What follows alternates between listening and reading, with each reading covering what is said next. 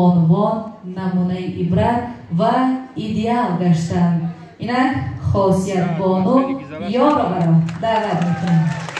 Мы сейчас приглашаем на эту сцену женщину, которая стала вдохновителем для многих женщин, когда начинали. Одна из первых, которая начала работу в компании «Атоми», Хосият Йорова.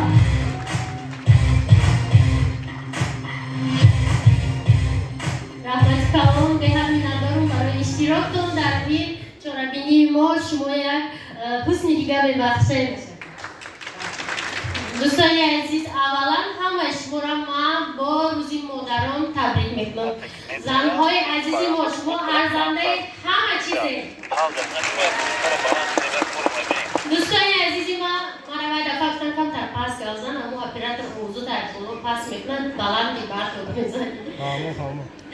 چی گفتنیم؟ من معروضه را سیگرت تیار نکردم. میدونه که من پیوسته کار حتیبان بودم. فقط من چی گفتنیم؟ من میخوام که سخنامو با مهمونو بگم. من پاوز میکنم که ترجمان همه گپی مرا پریواد کنه.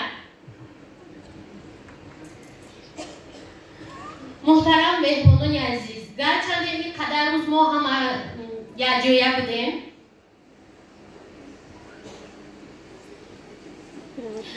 ولی شما مقدار اصلی کارمندای ما، لیدرای ما را ای پیش ندیده بودیم.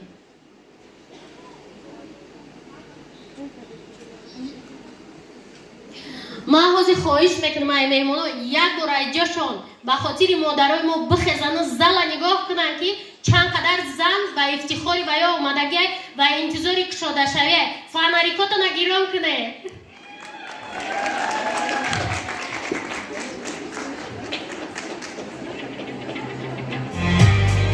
ملاتسی دخترها، آفرین آفرین، ما میفخریم دخترها. نگاه کنید مهمونای ما برای شما آمدگی‌اند. شما حاضر تاریخی شده شوی شرکت اتمی را در تاجیکستان همچون اساسگزارش به حساب بروید.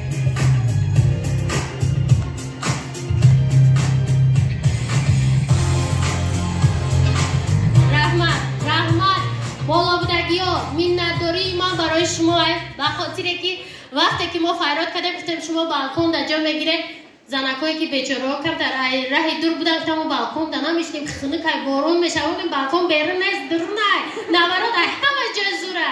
نگاه کنید راحت کنه تماشا کردید. و ما چی گفتیم دخترها؟ من میخوام که شما اساس شمای برای من. مهمونان با عالی قدرن، بالا گذارن، مهمونان میروند شما میبونه. من میخوام که شما خفه نشوید. من فهمیده دخترها چی کمبودی میشود؟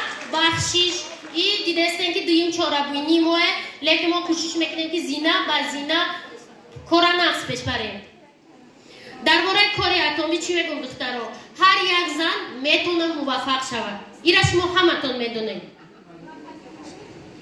در هر یک کمند آدمایی هستن که نه بلاگرن دخترها، نه ژورنالیستن، نه صاحب کاری داشتن، نه تجربه داشتن.